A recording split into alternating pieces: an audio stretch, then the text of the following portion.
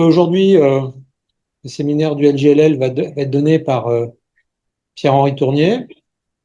Donc, vous voyez les affiliations. Alors, je rappelle que Pierre-Henri, il est au CNRS ou LGLL, il est ingénieur de recherche au CNRS, et il est, parce qu'il l'a pas, par modestie, il l'a pas mis sur ses slides, il est COPI d'une ERC sur ces thématiques. Voilà. Et je lui laisse la parole. Merci beaucoup, Bruno, pour l'introduction. Merci aux organisateurs de m'avoir proposé de parler à la maison. C'est un honneur et un plaisir. Merci à vous d'avoir bravé la chaleur pour venir m'écouter en personne. Effectivement, je vais parler aujourd'hui de certains travaux qu'on a menés ces dernières années en relation avec les méthodes de décomposition de domaine pour la résolution de problèmes de propagation d'ondes, notamment à haute fréquence. Et puis, je vais illustrer les résultats dans des applications en imagerie sismique et en imagerie médicale. Je vais commencer par, après une bref introduction du contexte, je vais commencer par faire les rappels sur les méthodes de Schwartz à un niveau, l'origine des méthodes de décomposition de domaine de type Schwartz. Et puis, on va voir dans les applications que je vais montrer, que pour certaines applications issues de la vraie vie, ça suffit d'avoir une méthode à un niveau, parce que le problème est facile à résoudre, en quelque sorte, on va voir pourquoi. Et ensuite, en dernière partie de l'exposé, je vais parler des méthodes à deux niveaux, on va définir un espace grossier pour venir enrichir la méthode à un niveau, pour traiter des problèmes plus difficiles, où la convergence de la méthode à un niveau ne marche plus. Le premier slide le contexte, le schéma prototypical de la propagation d'ondes et la diffraction par les ondes. On a un milieu potentiellement hétérogène, donc avec un obstacle, un axe de hétérogénéité dans le tissu du milieu. Puis on va avoir une onde qui va venir traverser ce milieu. Donc, par exemple, vous pouvez penser à une onde incidente monochromatique comme une onde plane. Et puis, elle va traverser ce milieu, et puis, en traversant ce milieu, elle va générer un champ diffracté par le milieu. Et donc, quand je vais parler de problème direct, le problème direct, c'est connaissant le milieu, donc les coefficients de l'équation, connaissant la géométrie de l'obstacle, connaissant l'onde incidente que j'envoie dans le milieu, je veux calculer le champ diffracté, donc la solution de mon équation de propagation d'onde. Et ça, c'est le problème direct. Et donc, le problème inverse, typiquement, on ne connaît plus le milieu, donc on peut reconstruire la topographie du milieu. Et donc, on va envoyer plusieurs ondes, avec potentiellement plusieurs ondes, plusieurs incidences. On va avoir accès à des mesures du champ diffracté en certains points du domaine, par exemple. Et donc, le but, ça va être de résoudre le problème inverse, qui est, connaissant les champs incidents que j'ai envoyés, connaissant les mesures du champ diffracté en certains endroits du domaine, essayons de reconstruire le milieu qui a été traversé par les ondes. OK. Et donc, plus particulièrement, pour les ondes en régime harmonique ici, les ondes acoustiques sont régies par l'équation de Helmholtz à gauche, et les ondes électromagnétiques sont régies par les équations de Maxwell à droite. Et donc, les coefficients du milieu, dans les deux unités, donc ça va être la vitesse des ondes de pression C en l'équation de Helmholtz, et puis la permittivité complexe du milieu, epsilon, pour le cas de Maxwell. Et donc, ça va être, c'est dans le cas d'imagerie sismique acoustique, par exemple, pour Helmholtz. Dans le cas d'imagerie médicale micro-ondes, que je vais te présenter aussi durant l'exposé, on va essayer de reconstruire les cartes de vitesse et de permittivité. Et donc, avant de s'intéresser au problème inverse, on va déjà essayer de parler du problème direct.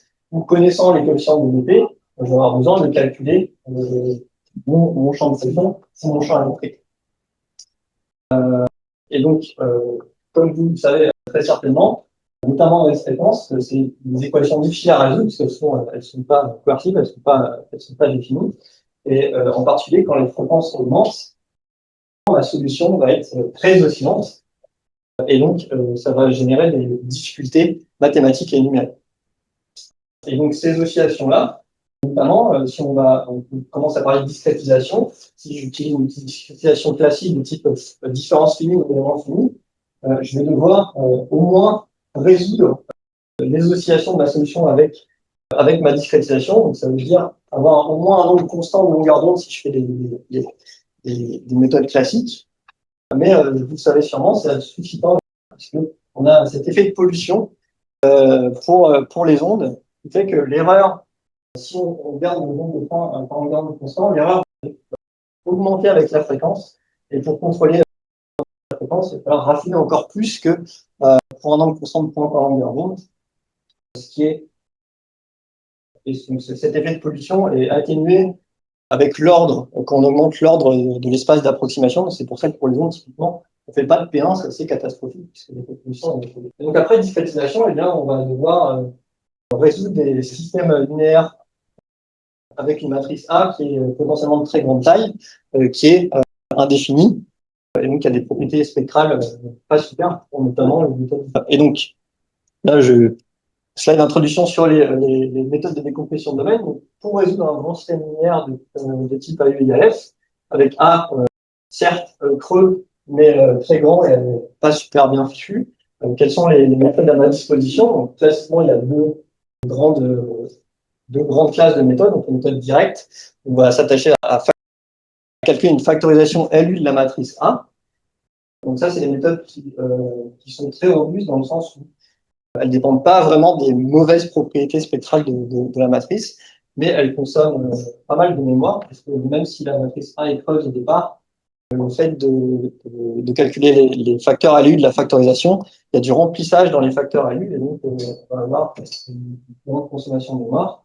Et puis, ces méthodes sont difficilement parallélisables, puisque l'algorithme de la factorisation ALU est en fait séquentiel par nature. Donc, de l'autre côté du spectre, il y a les méthodes que vous connaissez tous, j'imagine très bien, donc les méthodes de Krylov notamment, les trucs de radiation conjuguée, GMR, etc. Donc ces méthodes-là, elles reposent sur juste le produit matrice-vecteur, donc elles sont très facilement parallélisables. Il suffit de paralléliser le produit matrice-vecteur, en général, c'est assez facile. Elles ne consomment pas beaucoup de mémoire, mais par contre, évidemment, elles sont pas robustes dans le sens où le nombre d'itérations qu'on va faire avec notre méthode itérative va dépendre de la taille de la matrice, des propriétés du conditionnement, des propriétés spectrales potentiellement mauvaises, etc. Et donc c'est là que les méthodes de décompression de domaine interviennent, les méthodes de préconditionnement en général, puisque l'idée d'un préconditionneur, c'est de pouvoir essayer de définir un opérateur préconditionné qui a de meilleures propriétés que la matrice originale A, qui va nous permettre de pouvoir contrôler le nombre d'itérations.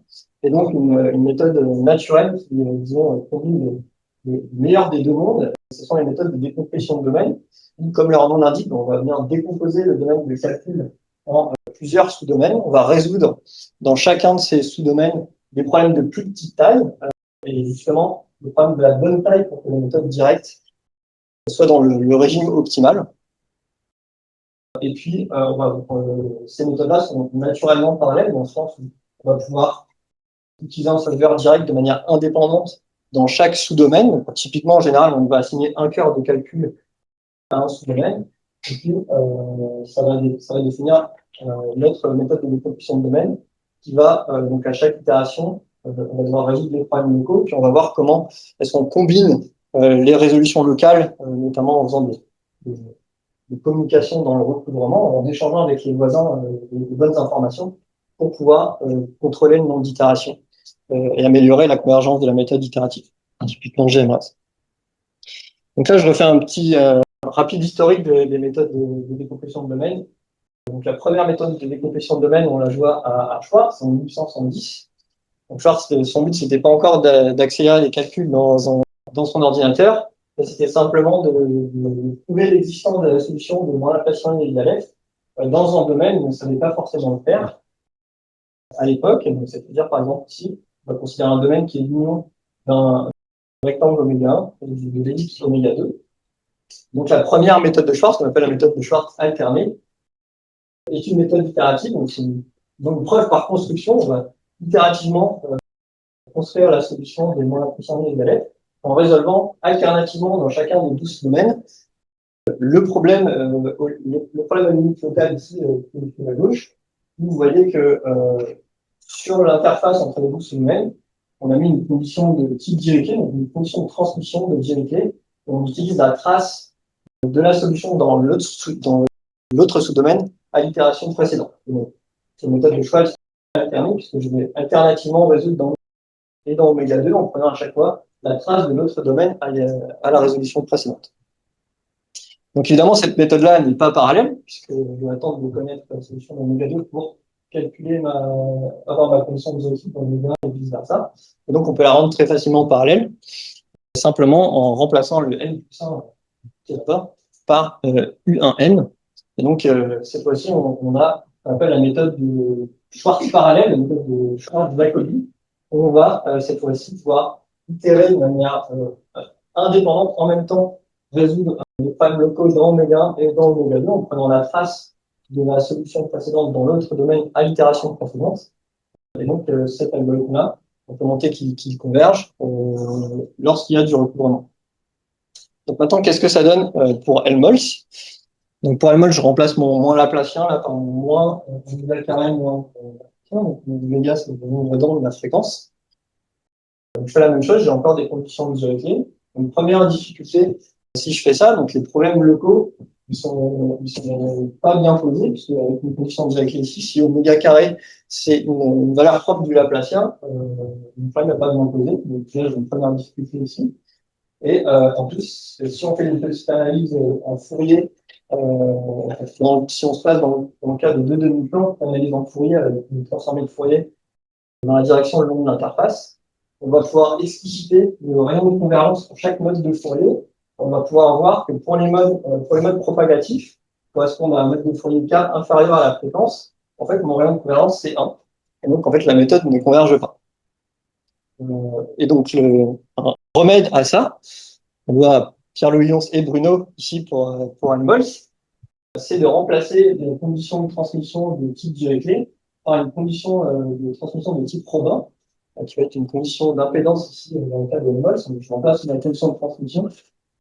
Cette fois-ci, en fait, j'échange les traces de Robin, donc plus I oméga log n plus 1.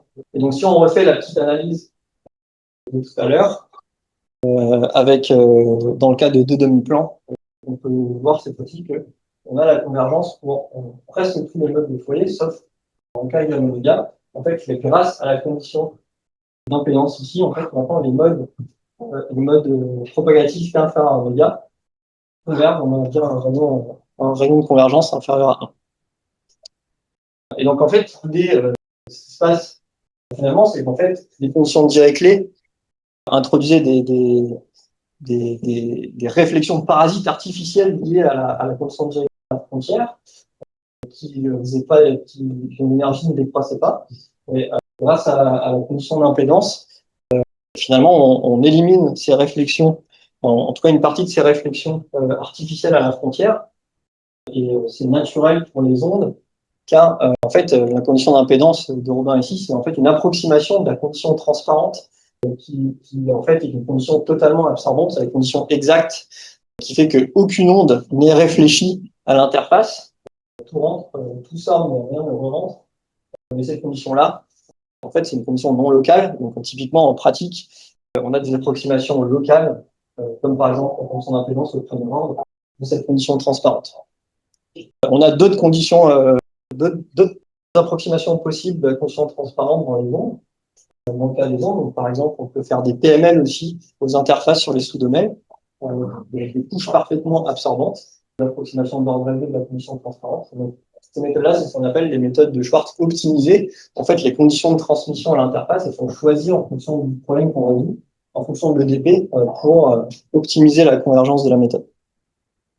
Donc ça, c'est la méthode de Schwartz, disons, originale, avec des conditions de transmission potentiellement optimisées.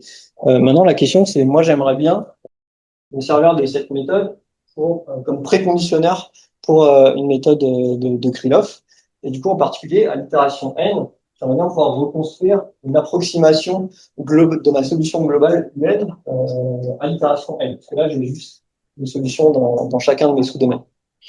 Et donc, pour faire ça, donc ça va être des méthodes qu'on appelle restricted additive Schwartz, notamment parce que sont limitées.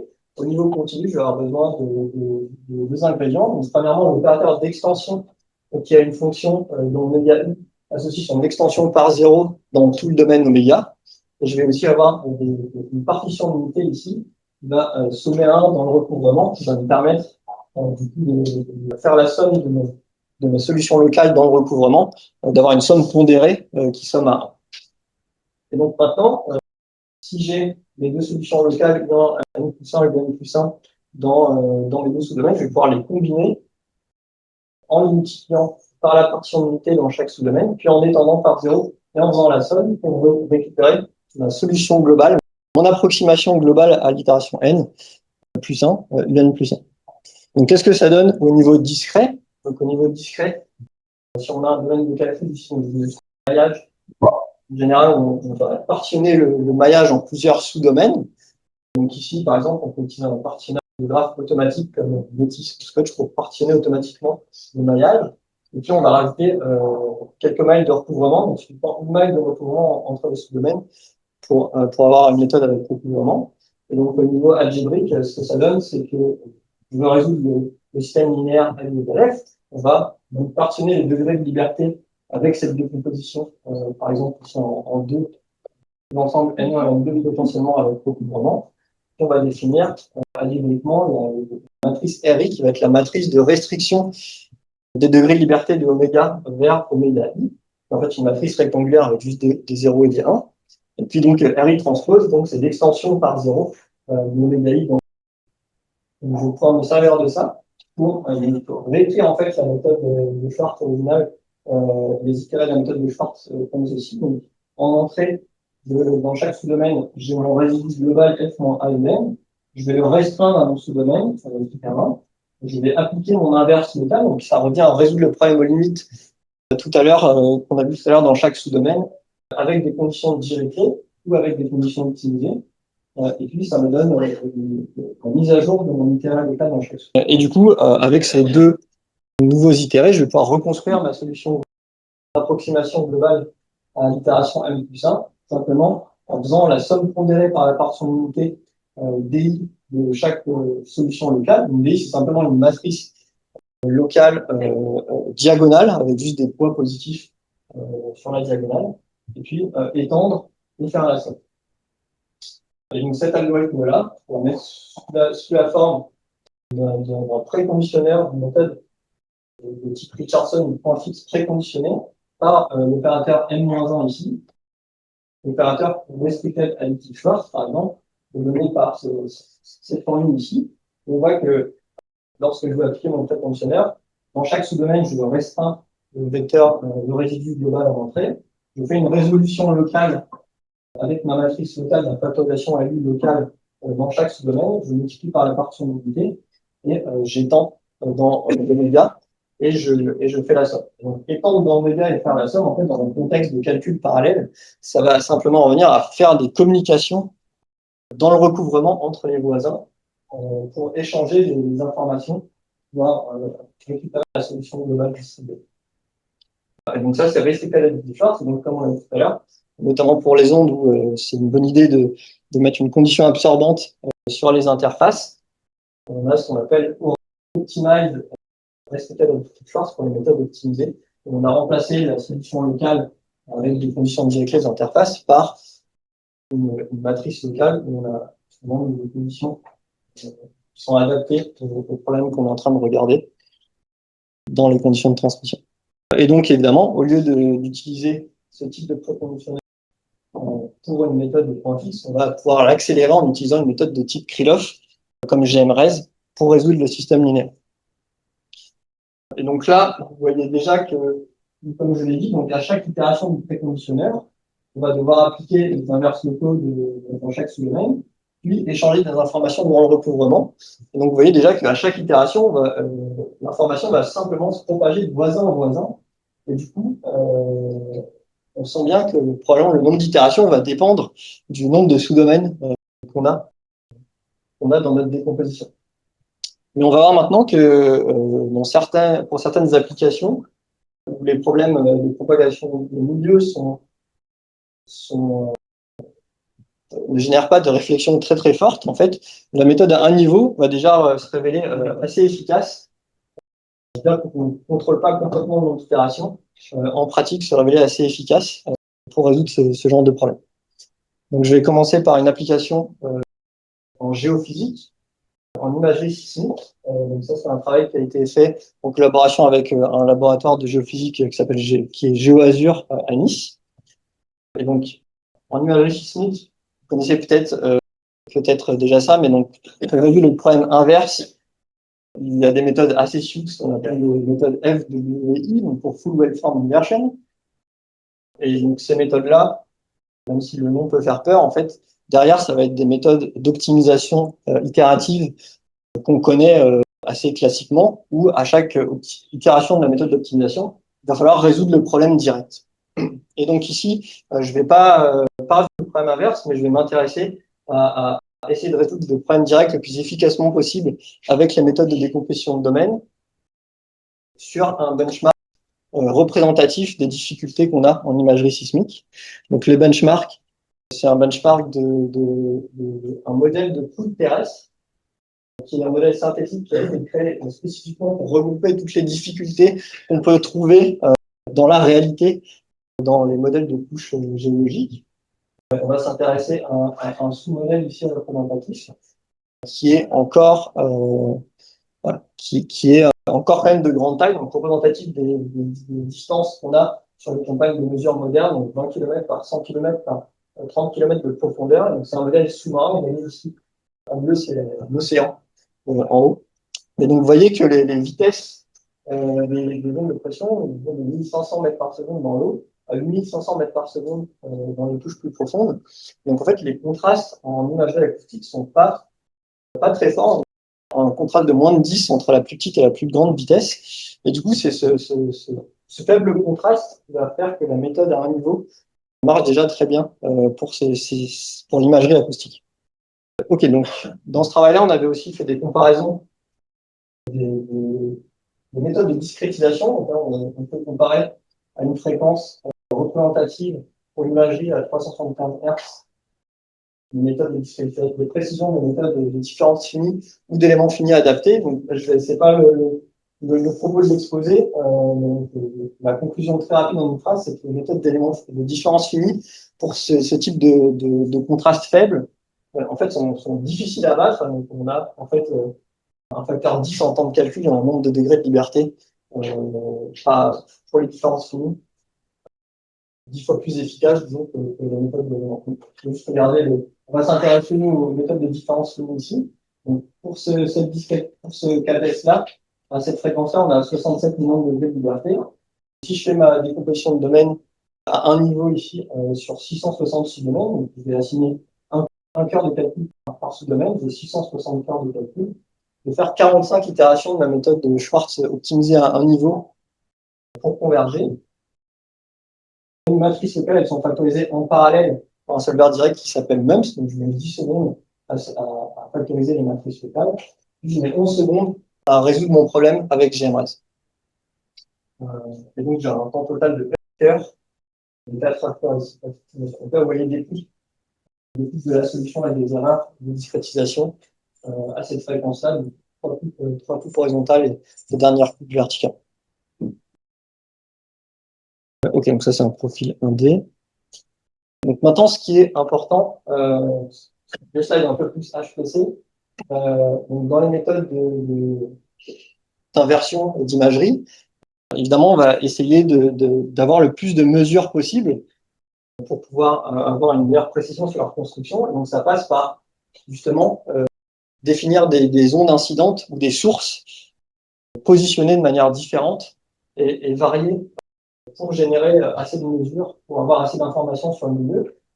Et donc, typiquement, en imagerie sismique, on peut avoir des centaines, voire des milliers de sources quand on a des campagnes de mesure.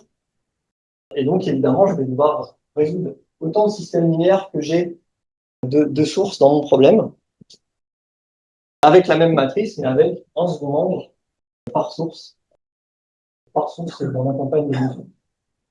Et donc, est-ce qu'on peut faire quelque chose d'intelligent ayant cette information? Donc, évidemment, la chose évidente à faire si vous avez des ressources de calcul infinies, puisque c'est des systèmes linéaires indépendants, je peux les résoudre dans une très grande machine de manière indépendante et parallèle. C'est pas forcément la chose la plus intelligente à faire, puisque j'ai pris que cette machine de calcul pour moi. Et donc, est-ce que je peux faire quelque chose de plus intéressant? Je peux faire ça. Je peux faire de résoudre successivement ou en parallèle PGMRS. Donc, je peux faire des choses plus intelligentes. Il y a des méthodes ce qu'on appelle les méthodes pseudo-blocs, où en fait, on va quand même générer des espaces de prix-offre indépendants. En fait, on va les générer en même temps, parce on va faire les PGMRS en même temps, et on va fusionner les opérations chères, donc le produit matrice vecteur et les descentes remontées avec les matrices locales. On va les faire en même temps pour les P right hand side. Et ça va permettre d'augmenter l'intensité arithmétique du code. Et donc ça, les solvers modernes notamment savent faire, puisque l'étape assez chère dans la méthode de décompression de domaine, c'est d'appliquer l'inverse locale à chaque. Et donc on va pouvoir l'appliquer en même temps au P right hand side, au P résidu à chaque itération. Donc ça fait déjà donner un speed-up parce qu'on a augmenté l'intensité arithmétique de la méthode. Ensuite, il y a des méthodes un peu plus souples, ce sont des vraies méthodes blocs qui, en fait, vont tirer parti de toutes les informations, de tous les résidus des paires right hand side pour générer un seul espace de Krylov bloc. Et normalement, il peut y avoir des informations croisées entre les right hand side qui vont aider pour gagner un peu plus d'itération sur la méthode de bloc generalize. Mais ça peut venir avec quelques soucis de stabilité, notamment sur détecter les polyminarités, etc. Donc il y a un overhead qui est non négligeable par rapport aux méthodes de pseudo-bloc. Donc maintenant, on va voir ce que ça donne dans notre cas ici. Donc on reprend notre modèle de coupe terrestre. On va considérer 130 sources qui vont ressembler à une campagne de mesure sous-marine. Donc 130 sources qui vont être déposées sur le fond de la mer. Et puis on va regarder ce que ça donne. La première chose à regarder, c'est que si j'utilise pseudo-bloc GMRaise au lieu de GMRaise, vous voyez ici, c'est les temps de calcul pour une source. Donc j'ai 9 secondes ici de temps de factorisation. Pardon, 6 secondes de temps de factorisation et 9 secondes de temps de résolution pour une right hand side.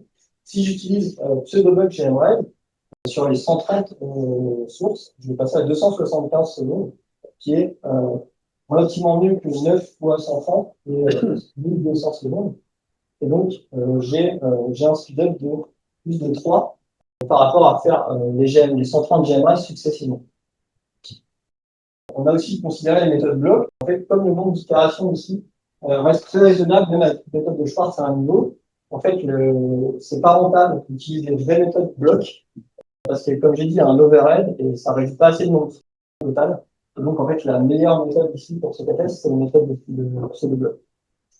On a aussi comparé différentes versions du solver direct dans chaque sous-domaine, puisque donc, dans la méthode originale, on applique évidemment l'inverse exact de la matrice totale à chaque itération. Et on peut regarder ce qui se passe aussi quand on dégrade la qualité de l'approximation de l'inverse dans chaque sous-domaine. Et notamment, on peut dégrader la qualité de la factorisation LU que nous donne MEMS dans chaque sous-domaine en utilisant des techniques de compression de rang faible de type bloc-Laurent pour pouvoir compresser certains blocs de la factorisation qui s'y prêtent bien. Donc ça, c'est le solver qui gère, hein, c'est de manière automatique. Et donc, évidemment, lorsqu'on va dégrader la qualité de la factorisation, on va également augmenter le nombre d'itérations de la méthode à un niveau. Et au final, on va dégrader les valeurs de code. Mais au final, on gagne en temps de calcul, puisqu'on a beau faire quelques itérations en plus. Le temps de factorisation est plus petit, on a mis une seconde, et surtout le temps de résolution également, même si on en fait plus, le temps de résolution a diminué. Voilà, donc c'était un peu le fondement la minute HPC, disons, comment est-ce qu'on peut tweaker les solvers par rapport aux bibliothèques qui existent pour avoir encore un peu plus de performance par rapport à simplement la méthode de base. Donc on peut aussi faire un test de scalabilité faible, puisque voilà, les mesures ont lieu à certaines fréquences qui peuvent être élevées. Et donc on va aller jusqu'à 10 Hz ici. C'est une méthode de scalabilité en fréquence, donc on va évidemment augmenter de manière proportionnelle le nombre de degrés de liberté pour avoir suffisamment de points pour faire bon. Donc à la fin, on dit si on va jusqu'à 1 milliard d'inconnus. Le nombre de sous-domaines augmente évidemment de différence, donc on a presque 10 000 sous-domaines. Et vous voyez effectivement que le nombre d'itérations de la méthode à un niveau augmente un peu, forcément. On passe de 26 à 142 itérations. Et donc, évidemment, on a une efficacité parallèle totale de la simulation qui diminue, qui tombe à 30%. Mais en fait, 30%, c'est pas si mal, finalement. Surtout quand on se dit que le nombre de degrés de liberté, quand la fréquence augmente, il augmente avec le cube de la fréquence. Et alors ici, finalement, le nombre d'itérations augmente linéairement avec la fréquence. Donc, c'est ce à quoi on s'attend pour ce type de méthode à un niveau, mais au final, ça permet quand même d'avoir des temps de calcul assez raisonnables sans avoir besoin d'essayer de construire un deuxième niveau, comme on va le voir dans la dernière partie de l'exposé. Et donc, si on compare un peu avec ce qui se fait dans les codes de géophysique pour l'inversion, même dans le domaine fréquentiel, on peut aussi utiliser des codes dans le time domain pour résoudre toutes les fréquences en même temps. Donc, il y a d'autres difficultés pour le code time domain. C'est aussi historique parce que les boîtes qui font ça, enfin les gens qui font ça, ils ont leur code de différentiel time domain depuis 25 ans super tweaké aux petits oignons. Donc, ils font de l'inversion fréquentielle avec ces codes-là. Et donc, ici, on a 915 heures cœur de calcul à 375 pour 130 right-hand side pour les méthodes. On peut aussi utiliser ce que font actuellement les géophysiciens, un solver direct pour factoriser la grosse matrice du problème, puisque si on peut encore le faire, à 375 heures, on était à 60 millions d'inconnus. Et donc, ça met 1000 secondes pour calculer la factorisation de la matrice complète sur 1920 heures.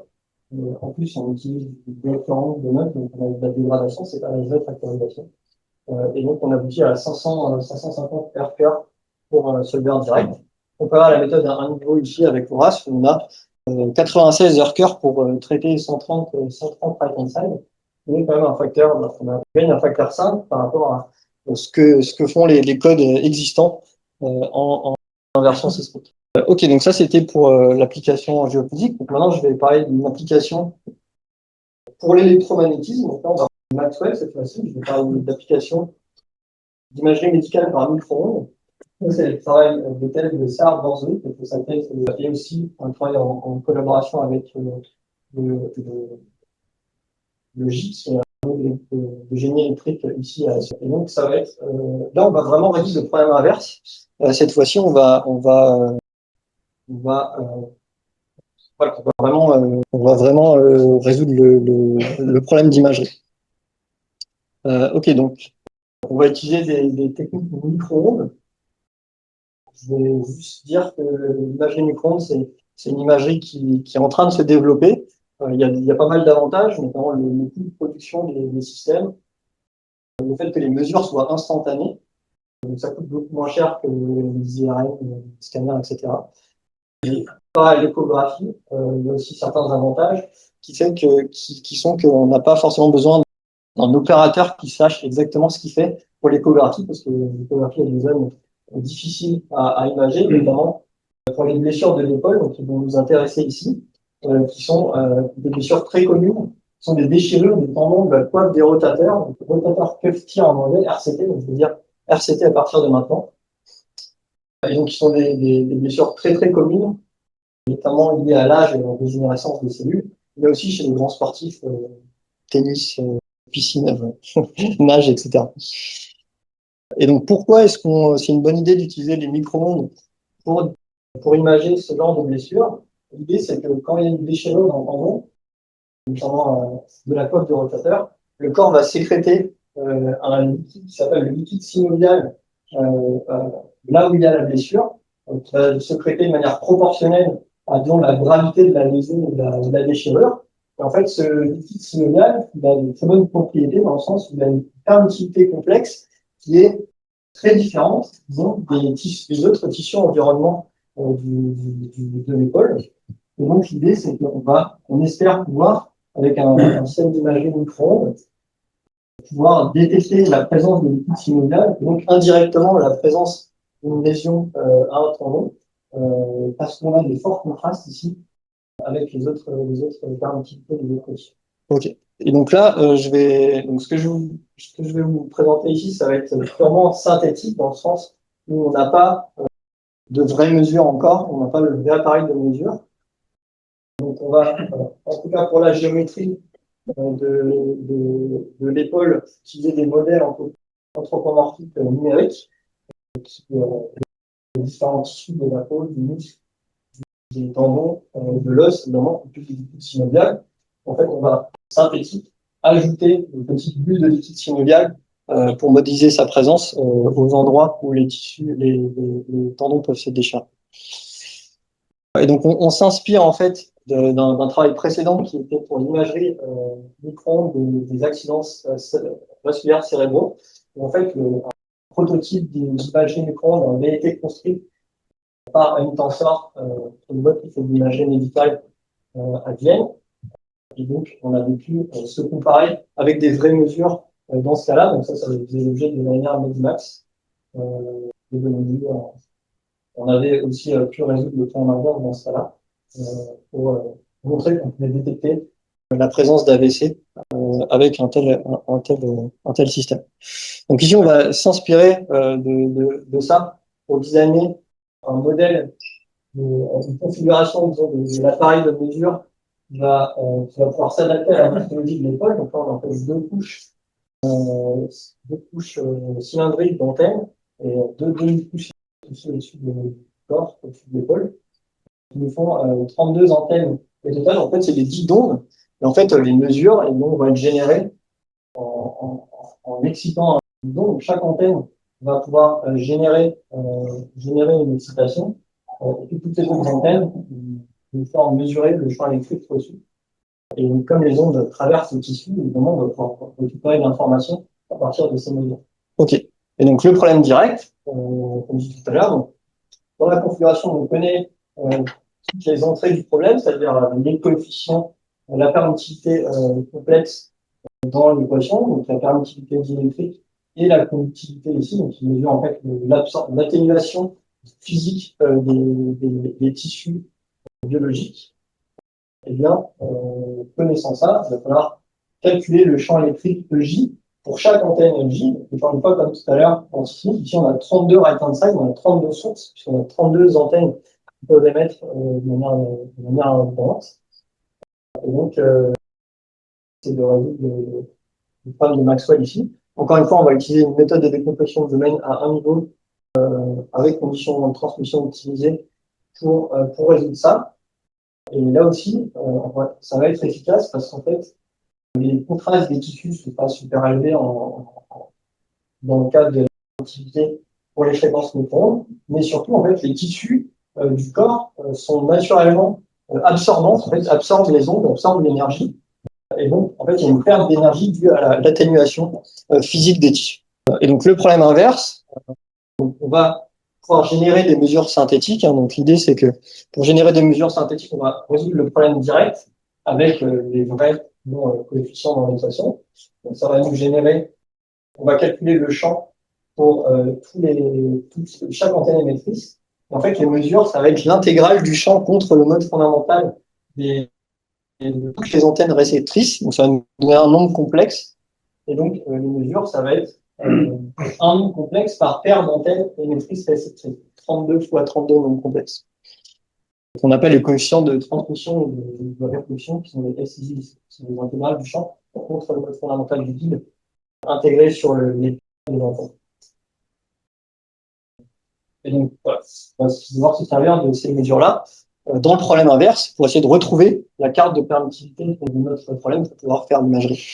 Bon, je ne vais pas passer les détails sur les problèmes inverses, c'est difficile, etc. Mais en pratique, on va pouvoir quand même les résoudre. Donc, pour résoudre le problème inverse, on va minimiser la fonctionnelle de l'impact donné ici. Donc, c'est la somme sur toutes les antennes émettrices et réceptrices de la tâche donnée pour ce coefficient de transmission. Donc, une différence entre le SIJ mesuré et le SIJ simulé. Donc, il va falloir trouver le gamma qui minimise ces différences. Et évidemment, SIJ, ça va être solution de mon problème de Maxwell en kappa ici. Kappa, c'est mon inconnu complexe les deux, la électrique et la conductivité.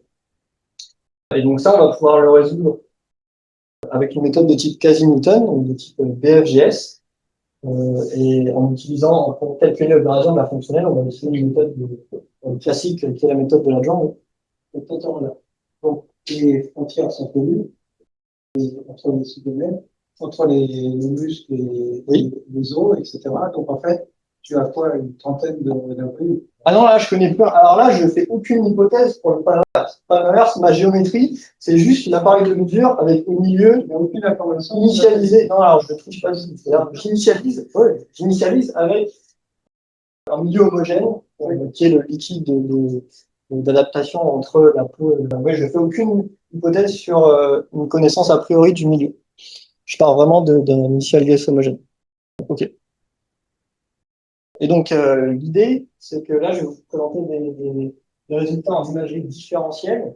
Donc, l'idée, c'est que ces méthodes-là sont pas chères, les mesures sont instantanées, etc. On peut les utiliser en monitoring, c'est-à-dire on peut faire des mesures, je sais pas, de la même personne toutes les semaines, etc., pour voir comment ça évolue. Donc, l'idée, c'est qu'on va avoir des images de la même chose à différentes périodes. On va pouvoir faire la différence des images pour voir l'évolution de la blessure potentiellement. On peut aussi s'en servir. Dans notre cas précis ici, c'est puissance, c'est qu'en général, on a deux épaules. Il y en a une des deux qui est blessée, mais à part ça, en général, on est assez symétrique en tant qu'être humain. Et du coup, ce qu'on va pouvoir faire, c'est faire une mesure de l'épaule de droite, une image de l'épaule de droite, une image de l'épaule de gauche, avoir une reconstruction pour les deux et faire la différence pour pouvoir identifier la blessure dans les deux côtés. Donc en fait, c'est ce qu'on fait ici. Donc ici, on a pour trois configurations différentes géométriques et pour trois placements de la blessure différents. On va générer deux jeux de mesure. Un jeu de mesure avec le sujet simple et un jeu de mesure où on a rajouté l'ellipse qui représente l'ellipse synoviale. Évidemment, on brise les mesures, on change le manuel, etc.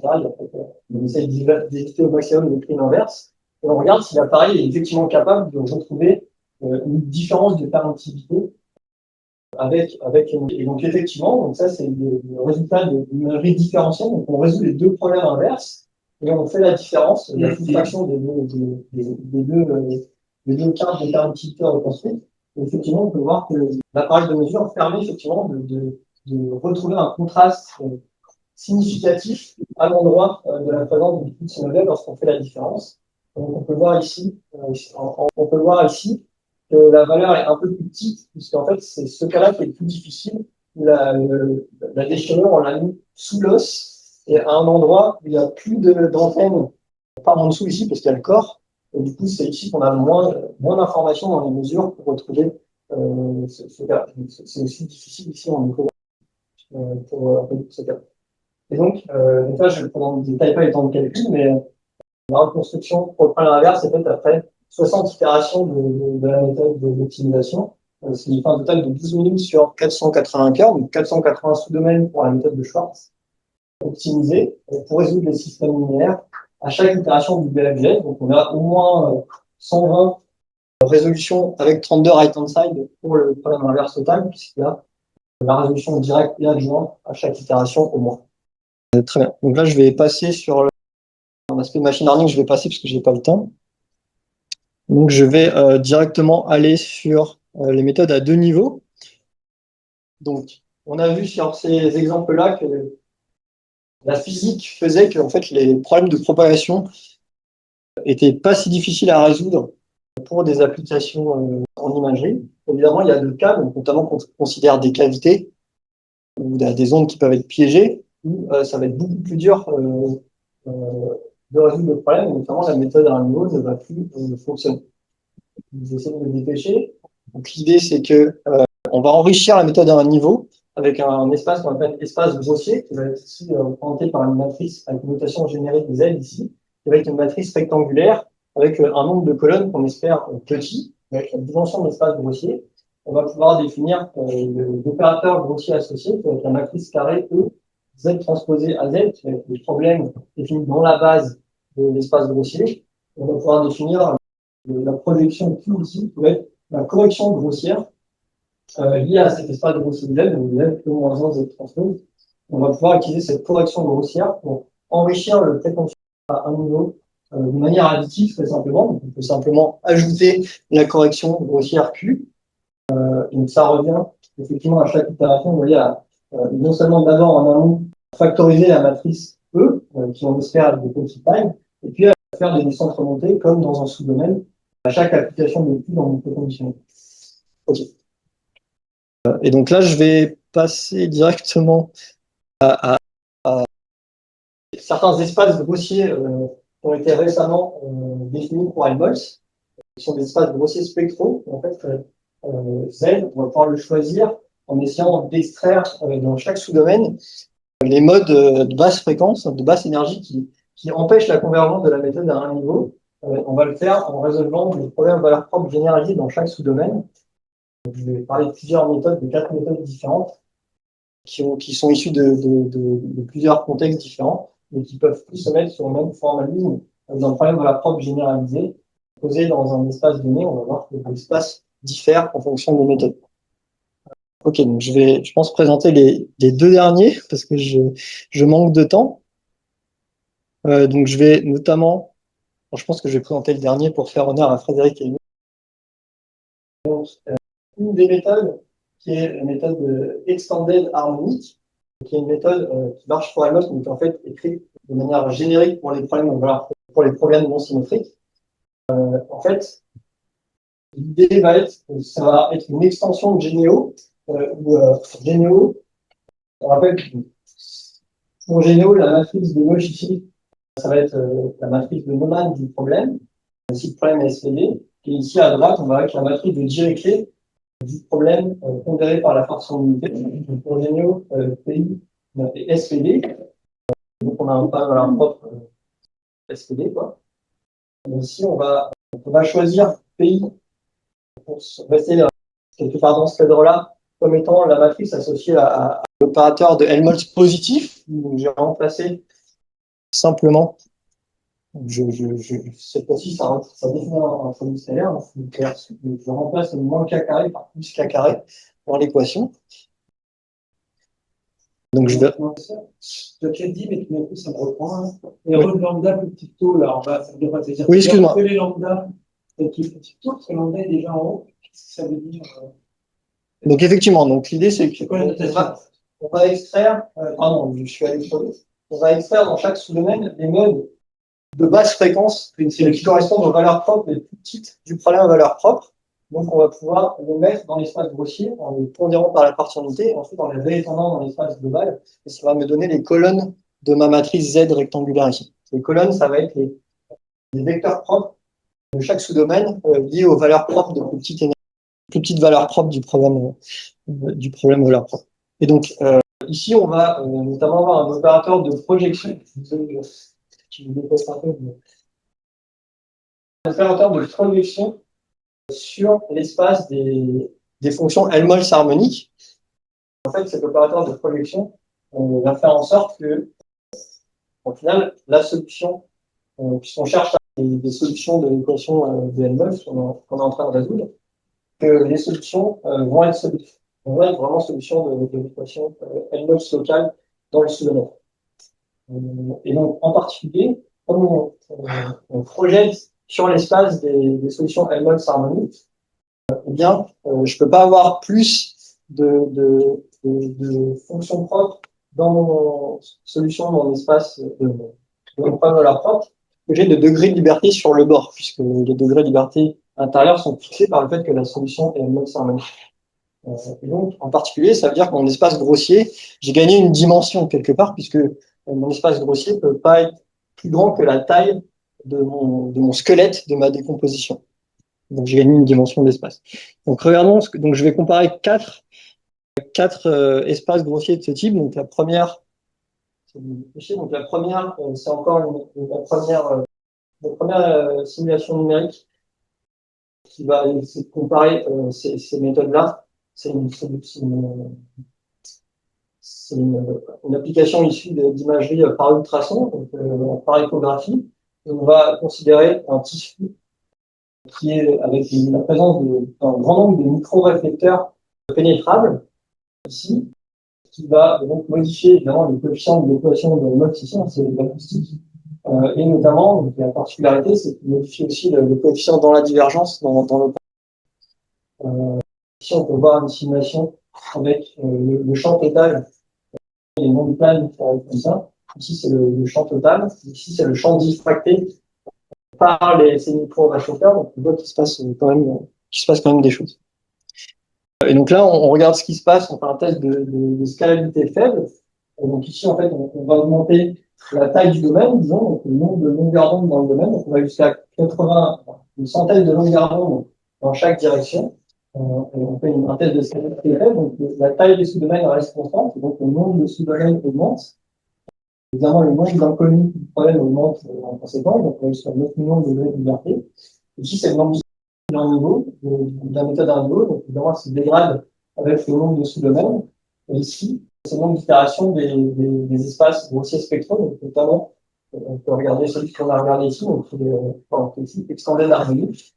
On voit que le nombre d'itérations est vraiment contrôlé, donc on gagne vraiment de grandeur sur le nombre d'itérations, au prix évidemment d'avoir à résoudre, à assembler, à résoudre un espace grossier de cette taille-là. Donc on voit ici que ça reste raisonnable dans le sens où l'espace grossier est de la taille d'un sous-domaine. Donc on va pouvoir utiliser un solver direct pour factoriser la matrice, etc. On a gagné un facteur significatif par rapport au problème fin, de notre nombre de degrés de liberté. Et puis on voit qu'on a effectivement besoin d'une fraction de mode dans chaque sous-domaine, qui est une fraction du nombre total de degrés de liberté sur les interfaces, de degrés de liberté sur l'interface. Pour assurer cette convergence, j'ai besoin d'en prendre que 15-20% dans chaque sous-domaine. Ça se complique un peu en 3D, donc là je vais passer directement au cas 3D, donc qui est un cas difficile pour une cavité semi-fermée, où je vais envoyer, donc c'est la cavité Cobra, en S comme ça. Il y a une onde plane qui arrive sur l'entrée du vide, évidemment. Il y a beaucoup de réflexion interne dans la cavité, qui fait que la méthode le problème est difficile à résoudre. Et donc regardons ce que ça donne maintenant au niveau de fonctionnement de la méthode DD. Donc, encore une fois, on fait un test de scalabilité en fréquence, donc on augmente la fréquence, donc le nombre de longueurs d'onde dans le domaine. Évidemment, le problème est de plus en plus de degrés de liberté, jusqu'à 44 millions. Le nombre de sous-domaines augmente, et évidemment, vous voyez, le nombre de la méthode à un niveau qui augmente beaucoup plus drastiquement que ce qu'on avait vu juste avant, et même pour les problèmes d'imagerie qu'on avait eu à résoudre. Ici, c'est vraiment pas une difficile. On va jusqu'à plus de 3400 pour la méthode à un niveau.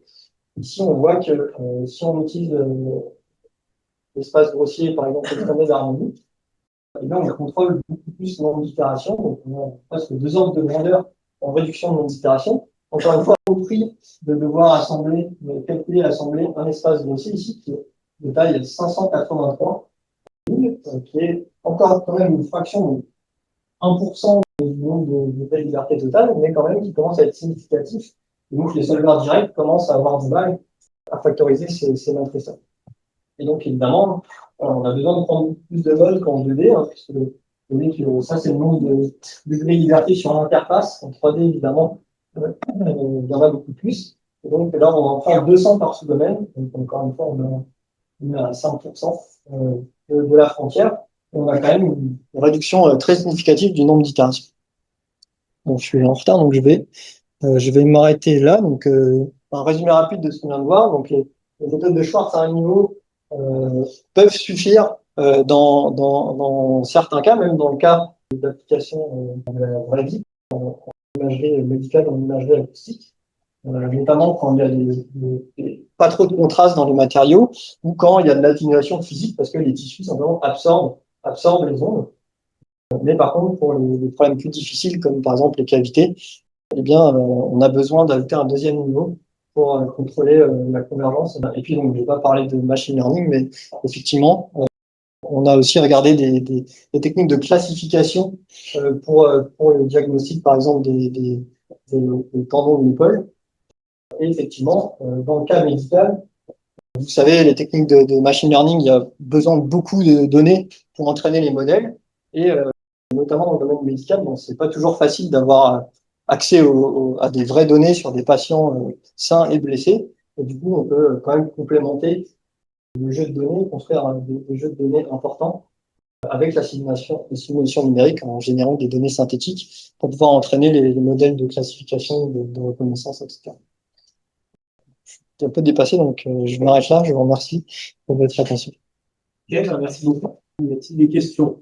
Le premier problème que les méthodes de différence finie, c'est sur des grilles régulières ou c'est des grilles adaptatives? Tout à fait, c'est des grilles régulières. En fait, en acoustique, les contrastes sont pas très forts. On a vu qu'on n'a même pas un contraste de 10 sur la plus petite et la plus grande vitesse.